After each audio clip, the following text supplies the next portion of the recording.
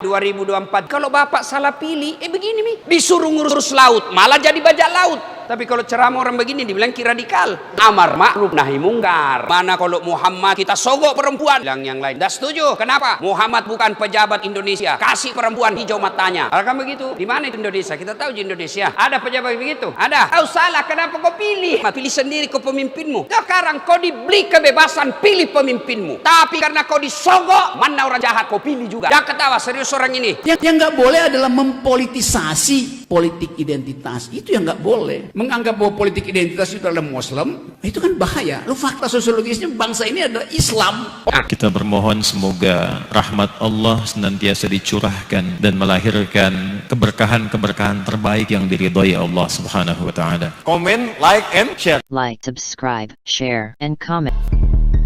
Pada intinya adalah kita harus tetap berpegang teguh kepada tafsir-tafsir dan keimanan Islam, terutama tafsir-tafsir yang menganjurkan kehidupan al-insaniyah qabla tadayyun, kata Habib Ali Al-Jufri. Kita harus mengenal kemanusiaan dulu sebelum mengenal keimanannya. Karena kalau mengenal keimanan dulu, akhirnya kita betul-betul menjadi orang-orang yang mengkafirkan orang lain. Kita harus bisa memahami bahwa manusia antara satu yang lain ini tidak mustahil akan berbeda, karena ini adalah sunnatullah. Ini betul-betul kehendak Allah bahwa kita berbeda-beda, baik dalam tafsir maupun dalam hal-hal yang bersifat dohir maupun dalam pemikiran dan sebagainya. Tapi Allah meminta kita untuk lita'arofu. Kita harus saling berinteraksi, saling mengenal dalam segala perbedaan itu. Itu yang penting. Kita harus tetap memegang tauhid dan keimanan Islam, dan intinya adalah jangan terlalu gampang mengkafir-kafirkan orang lain, karena kita juga tidak tahu. Karena apa? Karena kata Kanjeng Nabi Muhammad, biarlah Allah yang menentukan apakah kita akan masuk ke sorga atau masuk ke neraka. Jangan kemudian kita menjadi penghakim seolah-olah saya pasti masuk sorga, karena kalian berbeda pasti masuk neraka. Ini adalah pemikiran-pemikiran orang Khawarij yang hari ini betul-betul disuarakan kepada umat Islam di seluruh dunia dan wabil khusus kepada orang Islam di Indonesia. Marilah kita tetap mengikuti sanad-sanad keilmuan kita dari para ulama, dari pemikir-pemikir Ahlus Sunnah wal Jamaah, karena kita meyakini bahwa ajaran beliau ini justru bersanad langsung kepada Rasulullah SAW. Bukan justru sibuk mengkafir-kafirkan. Mengislamkan satu orang itu berat sekali. Ini yang orang Islam yang sudah Islam sejak lahir mau dikafir-kafirkan, kan kebalik namanya. Upaya-upaya seperti orang yang mengharamkan menyanyikan lagu Indonesia Raya, termasuk hormat bendera dan sebagainya, ini memang pada awalnya menggelora ketika ada satu panduan yang ditulis oleh Said Qutb. Salah satunya adalah tafsir Al-Quran yang bernama Fi Dhilalil Quran. Yang kedua adalah manifesto politiknya Said Qutb yang bernama Ma'alim fil Thariq. Dari sini kemudian muncul pemikiran-pemikiran bahwa apabila orang-orang yang bertinggal atau yang diam di dalam satu wilayah negara yang tidak menggunakan hukum agama, ini dianggap sebagai orang jahiliyah. Ajaran-ajaran seperti ini kemudian diakselerasi oleh adiknya sendiri yang pindah ke Universitas Riyadh ke Arab Saudi yang bernama Muhammad Qutb. Muhammad Qutb menulis sebuah buku, sebuah kitab yang berjudul Jahiliyatul Qarnil Isrin, Jahiliyah abad ke-20. Salah satu murid dari Muhammad Qutb ini namanya Osamah bin Laden yang kelak akan mendirikan Al-Qaeda. Pemikiran-pemikiran seperti ini yang kemudian membangun ajaran-ajaran kepada manusia untuk melawan negaranya sendiri jika negaranya itu menggunakan undang-undang buatan manusia. Orang-orang yang tinggal di suatu negara yang menggunakan undang-undang buatan manusia ini dianggap sebagai orang-orang jahiliyah, sama persis dengan orang-orang jahiliyah pada zaman Nabi sebelum Nabi turun di Mekah, yang harus diperangi, yang bahkan halal darahnya, bahkan seluruh harta yang dimiliki dianggap sebagai ghanimah, harta-harta rampasan perang yang halal untuk dirampas. Oleh karena itu banyak gerakan-gerakan dari jaringan teroris ini banyak yang melakukan perampokan-perampokan, dan bahkan mereka dengan gampangnya membunuh saudara-saudaranya yang seiman sekalipun. Bom-bom yang diledakkan di berbagai tempat seperti di JW Marriott, di Ritz-Carlton, di Bali dan sebagainya itu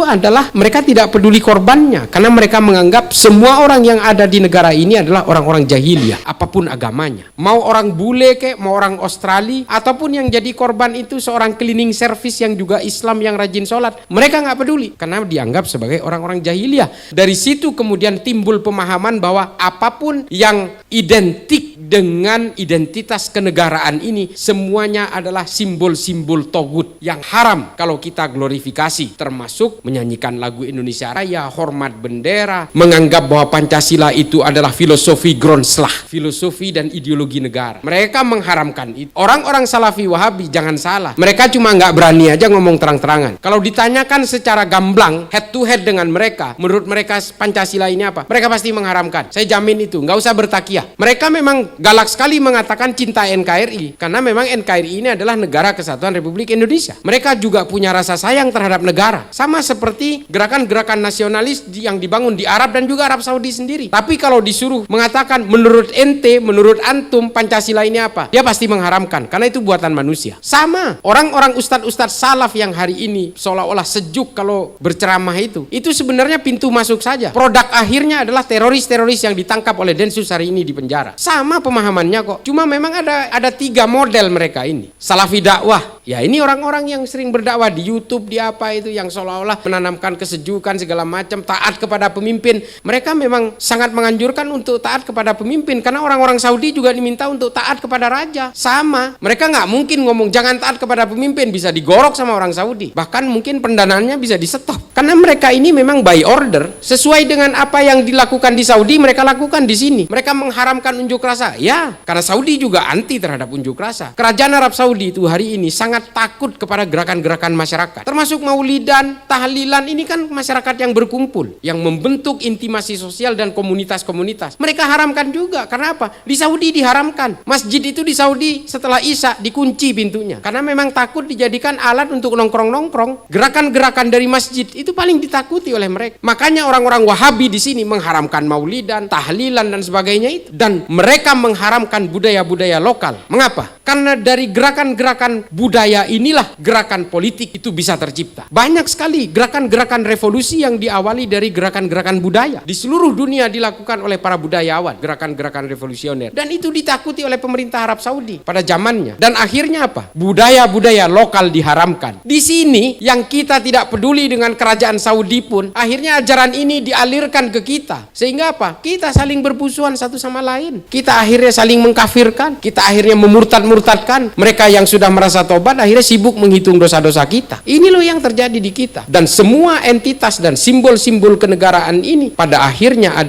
diharamkan oleh mereka. Karena mereka memang tidak mau ada simbol lain selain dari entitas politik kerajaan. Dan ini dilakukan ke kita. Mereka menganggap orang-orang yang bertunduk kepada undang-undang buatan manusia ini adalah benda-benda haram yang menunjukkan kejahiliahan kita. Makanya di kampung saya ini, ketika mereka berhasil menguasai pondok pesantren kakek saya, mereka jahiliyah-jahiliyahkan orang kampung itu. Karena masih ziarah kubur, karena masih maulidan, karena masih mengadakan haul dan sebagainya. Ini yang terjadi pada akhirnya. Mereka menerapkan di tempat yang salah, yang sebenarnya ajaran ini digunakan oleh Muhammad bin Abdul Wahab untuk kemerdekaan Saudi. Tapi kemudian setelah Saudi menemukan minyak dan menjadi negara yang kaya raya, mereka kemudian eksportasi paksa ajaran itu ke negara-negara Islam. Mengapa? Karena orang kerajaan Arab Saudi takut sekali dari gerakan-gerakan negara-negara Islam yang menghantam kerajaan Arab Saudi. Karena apa? Kerajaan Arab Saudi menguasai 2 kota suci. Mereka paling takut. Mengapa mereka ini terlepas dari paham Syiah dan sebagainya ya? Mereka mengapa memusuhi Iran? Karena Iran dianggap sebagai ancaman terbesar dari kerajaan Arab Saudi. Dan ini dimanfaatkan oleh negara-negara barat, dikomporin, difabrikasi dan sebagainya, sehingga dua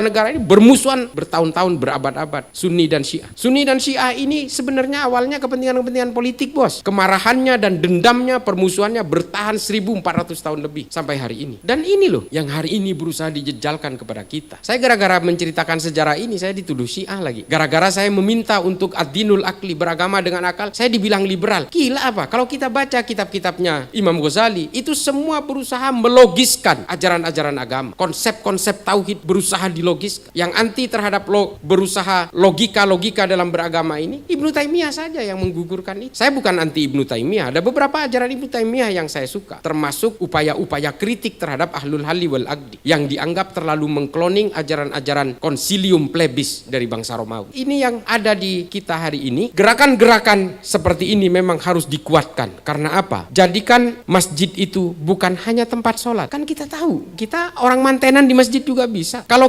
saya pernah di Amerika bertahun-tahun. Di Amerika itu masjid itu betul-betul menjadi tempat berkumpul dan menjadi epicentrum pencerdasan umat. Menjadi perpustakaan, di situ tempat diskusi, halaqoh-halaqoh, menjadi daurah dan sebagainya. Kalau kita pernah ke yang umroh atau naik haji, pasti. Kalau di Masjid Nabawi itu di Madinah, itu kan orang-orang yang itu memang fungsi masjidnya seperti itu. Dulu Nabi juga rembukan-rembukan juga di pelataran masjid dan sebagainya. Bahkan ada satu riwayat, Nabi pernah meminjamkan halaman masjid kepada orang Yahudi yang ingin menikahkan anaknya karena tidak punya lahan. Artinya masjid ini adalah tempat menjadi magnitude dan epicentrum dari pemberdayaan umat. Bukan hanya umat Islam. Jadikan masjid ini sebagai daya tarik bagi umat beragama lain. Ini yang dilakukan Nabi pada saat itu. Hal-hal seperti ini yang harus kita pupuk. Nah, seperti yang saya ceritakan tadi bahwa kalau kita melihat dari Majmu' al-Fatawanya Ibnu Taimiyah, memang mengapa sih kok Ibnu Taimiyah ini kok sedemikian membuat tafsir agama itu kok sedemikian begitunya gitu ya. Sementara Ahmad bin Hambal, Allah yarham, ini membid'ahkan al-wala' wal bara karena pada zaman Nabi tidak ada ini. Menurut Ahmad bin Hambal, ini memang Ibnu Taimiyah kan hidup pada masa di mana keruntuhan Bani Abbasiyah setelah diserbu oleh bangsa Mongol pada tahun 1258. Dan pada saat itu banyak sekali penetrasi bangsa-bangsa Eropa untuk menaklukkan Baitul Maqdis atau yang kita kenal dengan Yerusalem hari ini. Pada masa-masa kecamuk politik dan keterpurukan politik Islam itulah Ibnu Taimiyah hidup pada akhir abad ke-13 dan awal abad ke-14. Dari sini ada kegelisahan-kegelisahan politik dari Ibnu Taimiyah yang kemudian membuat konsep al-wala' wal bara, membangun monoloyalitas kepada orang yang satu barisan dan membuat permusuhan sejauh mungkin dengan orang yang berbeda keimanan. Ini karena mereka memang Ibnu Taimiyah mungkin kecewa dengan gerakan-gerakan politik dari bangsa Mongol dan juga gerakan-gerakan politik dari bangsa Eropa yang berusaha menjajah Arab. Nah, pemikiran-pemikiran ini kemudian menjadi dasar segregasionis, pemisahan-pemisahan. Makanya kelompok ini kemudian terbentuk menjadi rasis. Mereka tidak mau kepada orang yang dianggap berbeda, terutama dalam hal keimanan. Ini juga bukan hanya di dalam Islam terjadinya. Pasca Westphalia Agreement di dalam dunia,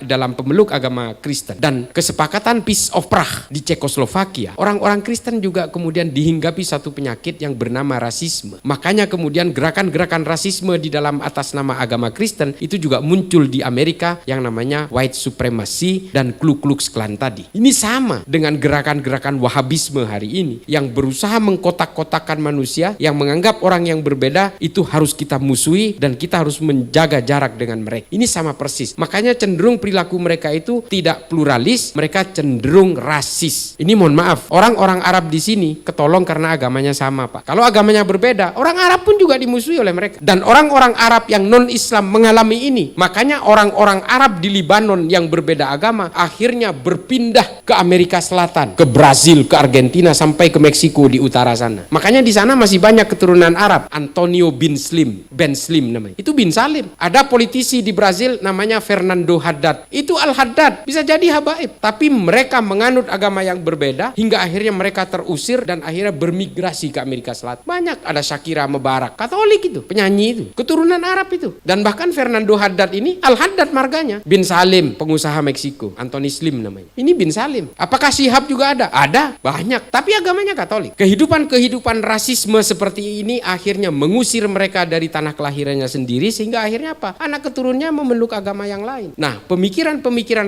rasisme seperti ini bukan ajaran Islam. Karena Islam ini diperuntukkan bagi siapapun tanpa melihat etnik apapun, tanpa melihat di mana dia dilahirkan. Mau dia orang Eropa, mau dia orang Amerika, mau orang Hispanik, mau orang Afrika, silakan memeluk Islam tanpa melihat dasar-dasar perbedaan etnis itu. Karena memang ya itu di dalam Islam itu adalah konsep lita'aruf. Memang dari situ ajarannya. Ajaran-ajaran pemisahan, segregasionis ini nggak usah jauh-jauh lah. Hari ini pun banyak pemikiran-pemikiran takfir itu sebenarnya banyak menghinggapi kita. Makanya saya terus terang sebagai salah satu generasi Nahdien, saya masih yakin kalau NU dengan orang-orang yang punya pemikiran Nahdien ini masih bisa terjaga, masih bisa ada kelanggengan, sustainability, insya Allah kita akan terjauh dari kelompok-kelompok rasis seperti ini. Karena kalau kita ke Xinjiang, saya udah pernah ke Xinjiang, ya itu Cina-Cina itu ya beragama Islam, sama seperti kita, zikirnya sama, tata ibadahnya ya sedikit berbeda. Artinya bahwa Islam ini memang borderless, no boundaries. Orang boleh saja memeluk Islam tanpa harus melihat, siapa saya. Nggak perlu begitu. Semua orang boleh memeluk Islam. Makanya jangan sibuk mengkafirkan sesama Islam. Marilah kita syiarkan, mari kita dakwakan Islam yang rahmatan lil alamin ini kepada orang-orang yang masih belum mengenal Islam, supaya mereka mendapatkan hidayah-hidayah keislaman. Itu yang tujuan kita hari ini. Salafi Wahabi hari ini lebih sibuk ngurusin selangkangan dan mengkafirkan saudara seiman. Itu yang terjadi.